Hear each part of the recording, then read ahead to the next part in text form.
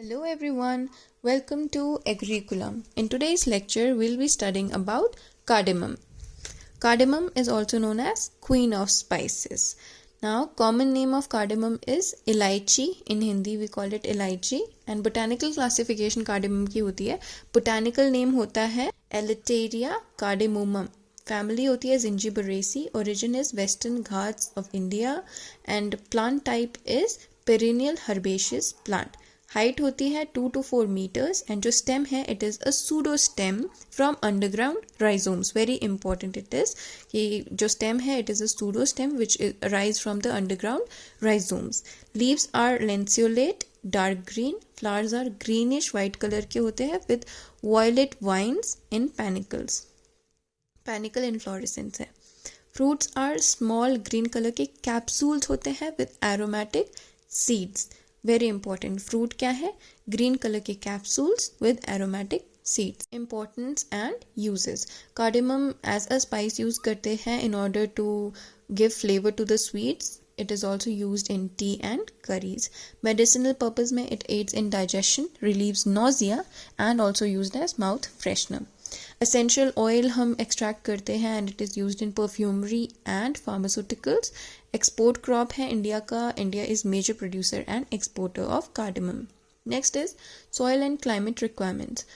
Soil के लिए it requires well drained loamy soil which is rich in organic matter. pH होना चाहिए 5.5 से 6.5. Organic matter high होना चाहिए. Regular mulching is needed.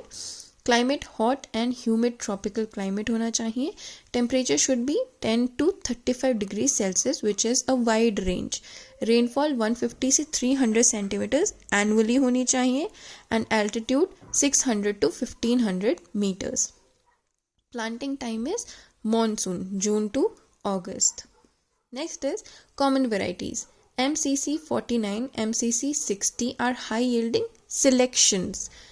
Najalini or green gold is also a high yielding variety from Kerala. ICRI 1, ICRI 2 research based improved varieties hai.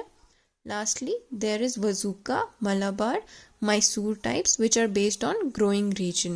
Next is nursery and transplanting. Nursery में the seeds are sown in raised beds under shade. Transplanting time होता है 10 to 12 months old seedlings which is a long duration. Spacing होती है 2 into 2 meters या फिर 2 into 3 meters depending on the terrain. Pit size होता है 45 centimeters square which is filled with compost and topsoil. Next is fertilizer management. FYM का recommended dose होता है 10 to 15 kgs per plant per year. Again, it's not per hectare. FYM है 10 to 15 kgs per plant per year. NPK का भी same dose है 75 is to 75 is to 150 grams per plant per year. और split doses होते हैं 3 to 4 doses में हम apply करते हैं NPK. Micronutrients such as zinc, magnesium and boron जो होते हैं if they are applied in moderate amount तो वो improve करते हैं yield को. Next, mulching एक essential चीज़ होती है, एक essential operation होता है ताकि हम retain कर सके soil moisture को and organic matter भी add कर सके soil में. Next is irrigation and weed management. Irrigation is required जब dry months होंगे. Drip या sprinkler system जो होता है it is preferred क्योंकि उससे efficiency increase होती है water use की and in order to maintain the constant soil moisture. Weed control, hand weeding and mulching regularly prefer की जाती है and intercropping helps to suppress weeds.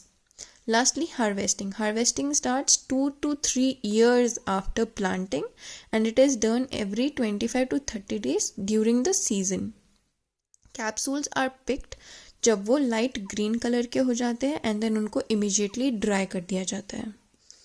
Lastly, very important, physiological disorders in cardamom. The first physiological disorder of cardamom is capsule dropping. Capsule dropping का cause क्या है? Moisture stress या फिर nutrient imbalance. Symptoms है जो immature capsules होते हैं वो trees से fall कर जाएंगे या plant से fall कर जाते हैं. Management is regular irrigation provide की जाए और balanced fertilizer dose apply किया जाए तो फिर हम capsule dropping को avoid कर सकते हैं. Next is poor capsule setting. Cause है एक्सेस शेड या फिर प्रोवाइड किया गया हो या फिर पुअर पॉलिनेशन हो, इन दोनों की वजह से पुअर कैप्सूल सेटिंग हो सकता है। सिम्टम्स है कि जो स्पाइक है उसमें थोड़े से ही कैप्सूल्स लगे होंगे, अच्छे से कैप्सूल सेटिंग नहीं होगी। Management is maintain light shade, बहुत ज़्यादा एक्सेस शेड नहीं देनी है, लाइट शेड मेंटेन करनी है। And we need to encourage insect pollinators ताकि पॉलिनेशन अच्छे से प्रोवाइड की जा सके। इस वे में हम कंट्रोल कर सकते हैं poor capsule setting physiological disorder को। That was all for today's lecture. Please like, share, comment and subscribe. Thank you.